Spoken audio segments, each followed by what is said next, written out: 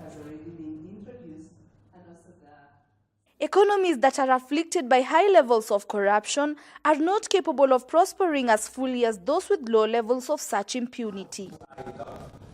As the Institute of Directors Corporate Governance Conference came to a close, the former director of the Kenya Anti-Corruption Commission, Dr. PLO Lumumba, was at hand to address the forum.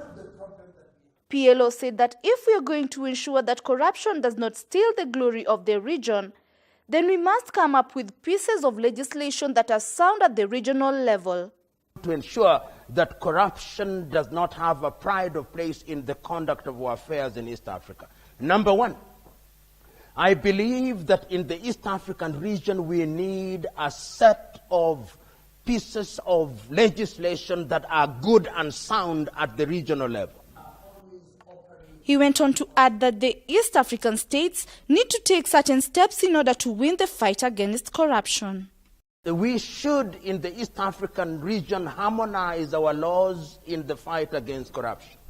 We ought to consider common training in the East African region in order to ensure that the officer in Tanzania and in Uganda and in Rwanda are reading from the same page. There ought to be a common understanding of the visions that we have adopted for ourselves in the region, so that while we are alive to the specificities of our own country, we have a larger vision of the country. Very difficult. Laikipia County Governor Honorable Ndiritu Muriithi was also present at the conference and emphasized the role of the citizenry in the fight against corruption. Who pretend like they are above the law. I think as citizens, we should frown on people who flaunt around wealth and it is not clear where they have gotten it from. I'm very clear in my mind that we as citizens should make, there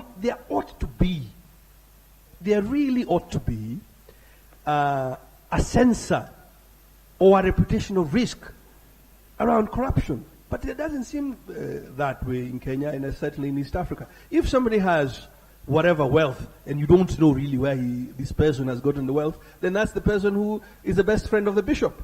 And that's the person who we start calling Mheshimiwa. And that's the person who we probably vote to be governor or MP. So I think from an ethical point of view, we as citizens should change something there and make it such that there is a price to pay for being corrupt. Studies show a direct link between the level of corruption in a country and the competitiveness of its business environment. There is therefore need to take quick and decisive steps in fighting the wickedness if we are to attain national, regional, and global development goals.